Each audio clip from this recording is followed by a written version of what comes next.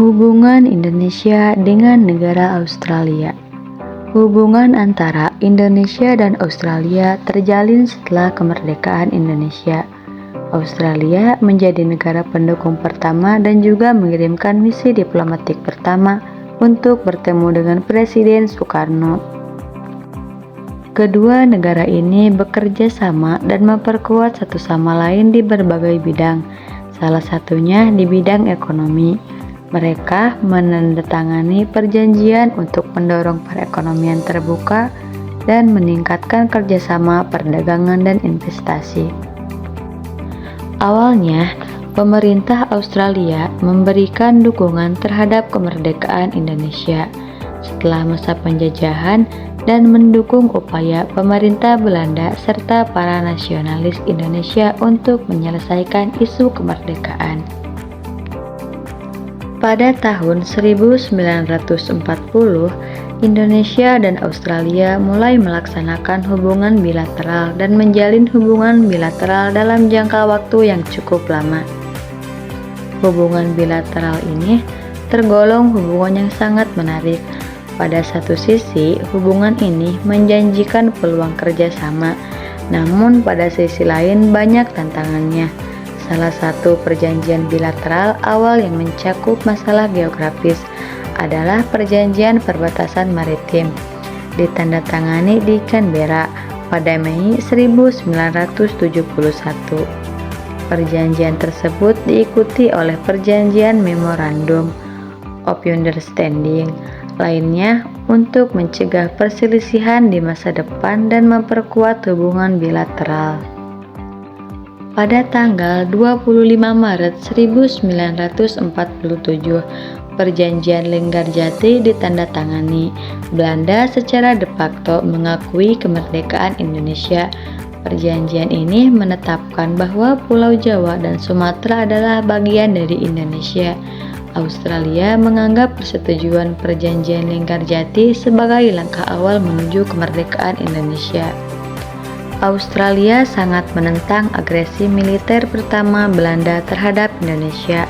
Salah satu contohnya adalah keterlibatan Australia dalam perundingan gencatan senjata antara Indonesia dan Belanda. Belanda berada dalam posisi diplomatik yang sulit karena keterlibatan langsung PBB dalam konflik tersebut. India dan Australia sangat mendukung Republik Indonesia di PBB, sehingga Belanda menyetujui gencatan senjata pada Juli 1947. Pada bulan Oktober, PBB membentuk Komite Jasa-Jasa Baik yang terdiri dari Amerika Serikat, Australia, dan Belgia untuk membantu Belanda berunding dengan Indonesia. Komisi PBB untuk Indonesia yang didirikan bersama Amerika Serikat dan Belgia berupaya menyelesaikan konflik antara Indonesia dan Belanda setelah Australia mewakili Indonesia dalam misi kebaikan PBB. Kunci secara aktif mengawasi perundingan antar kedua negara, mulai dari negosiasitas kapal landfill hingga konferensi meja bundar. Akhirnya, upaya mereka berhasil ketika Belanda mengakui kedaulatan Indonesia pada 27 Desember 1449 di Den Haag selama berlangsungnya konferensi meja bundar. Hubungan Australia-Indonesia berubah karena beberapa masalah selama periode 1972 hingga 1988. Problem utama yang merusak hubungan antara kedua negara tetangga ini adalah isu Timor Timur. Hal ini berpengaruh pada kebijakan luar negeri Australia selama masa jabatan kedua PM Partai Buruh Whitlam 1974 sampai 1975. Masa jabatan Fraser dari Koalisi Liberal Nasional 1975 hingga 1983. Dan masa jabatan PM Partai Buruh Hawke sejak 1983.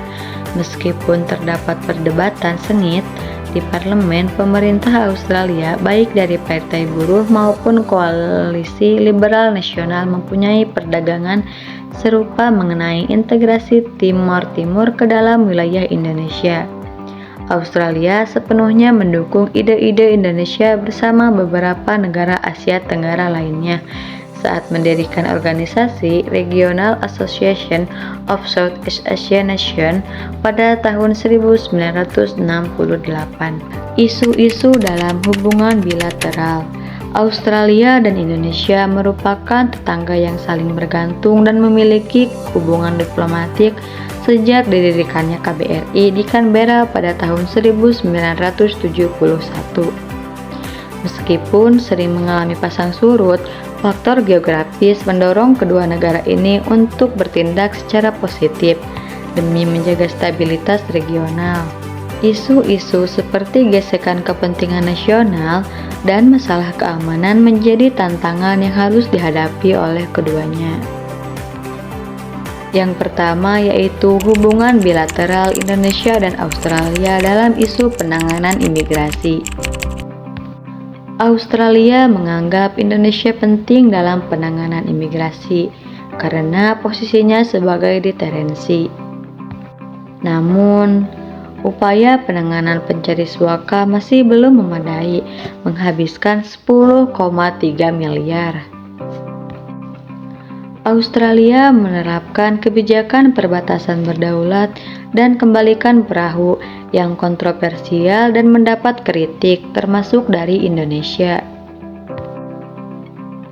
Kebijakan ini merugikan Indonesia dan memengaruhi hubungan kedua negara.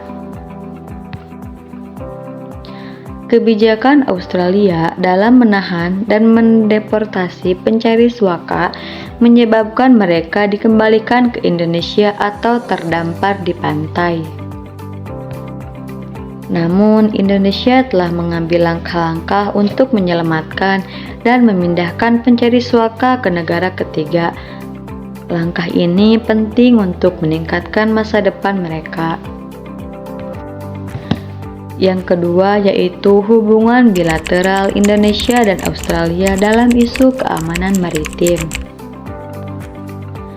Indonesia dan Australia telah menjalin hubungan bilateral dalam isu keamanan maritim sejak penandatanganan Lombok Treaty pada tahun 2006. Keduanya memiliki kepentingan yang sama dalam mencapai stabilitas regional dan mencegah ancaman regional dan global. Indonesia memilih strategi kerjasama dan dialog, sementara Australia memilih strategi fleksibilitas dan kemampuan militer dalam mengatasi krisis keamanan. Terdapat perbedaan dalam penanganan krisis keamanan, dengan Indonesia memprioritaskan krisis keamanan eksternal seperti di Timor Timur dan Papua, dan Australia fokus pada krisis keamanan dalam negeri seperti kasus Sydney pada tahun 2014. Dalam kerjasama pertahanan, keduanya fokus pada perang melawan terorisme, kerjasama maritim, bantuan kemanusiaan, bantuan bencana, dan pemeliharaan perdamaian. Hubungan antara kedua negara juga terpengaruh oleh isu politik seperti kasus pergabungan Timor Timur dan penyadapan terhadap Presiden Susilo Bambang Yudhoyono. Yang ketiga yaitu hubungan bilateral Indonesia dan Australia dalam isu kerjasama ekonomi. Hubungan bilateral Indonesia dan Australia dalam kerjasama ekonomi telah melibatkan beberapa inisiatif, termasuk kerjasama IA-CEFA. Ini bertujuan untuk memperkuat ekonomi Indonesia dan Australia di tingkat bilateral dan regional dengan memastikan keamanan, lingkungan, pendidikan, dan urusan internasional. Namun, kerjasama ini mengalami hambatan dan terhenti pada tahun 2013 karena adanya penyadapan politik dari pemerintah Australia terhadap pemerintahan Indonesia. Setelah kunjungan kenegaraan Indonesia dan Australia memulai kembali perundingan IACPA. Namun, proses penandatanganan kerjasama ini memakan waktu lama karena terkait dengan hukuman eksekusi terhadap pengedar narkoba asal Australia. Duo Bali-Nin. Meskipun terjadi beberapa hambatan, 12 kali perundingan dilakukan untuk mencapai kesepakatan kerjasama IACPA. Hubungan Indonesia dengan negara-negara Oseania. Forum Kepulauan Pasifik didirikan pada tahun 1971 dengan 18 anggota termasuk diantaranya yaitu Australia, Kepulauan Cook, Fiji, Polinesia, Prancis, Negara Federasi Mikronesia, Nauru, Kiribati, Selandia Baru, Kaledonia Baru, Papua Nugini, Palau, Samoa, Kepulauan Marshall, Tuvalu, Tonga, dan Vanuatu. PIF bertujuan menciptakan kawasan yang damai, aman, harmonis, dan sejahtera melalui kerjasama antar pemerintah dan kolaborasi dengan lembaga internasional. Hubungan Indonesia dengan negara-negara Oseania terus berkembang. Dan pada 1 Maret 2019 diadakan Forum Indonesia Pasifik Selatan di Jakarta untuk meningkatkan kerjasama dengan mitra di Pasifik Selatan. Indonesia, Australia, dan Selandia Baru berperan penting dalam kerjasama ekonomi di kawasan Pasifik Selatan. Indonesia telah mengimplementasikan kebijakan Look East Policy sebagai langkah untuk memperkuat pertahanan dan hubungan dengan negara-negara tersebut. Indonesia juga aktif dalam diplomasinya dengan membuka hubungan diplomatik, memberikan bantuan luar negeri, serta berpartisipasi dalam forum-forum regional. Indonesia dan negara-negara Oseania juga memiliki persamaan dalam rumpun etnis Austronesia. Isu-isu regional Oseania. Kawasan Oseania adalah wilayah yang terbentang antara Samudra Pasifik dari Asia, Australia, hingga Amerika Timur.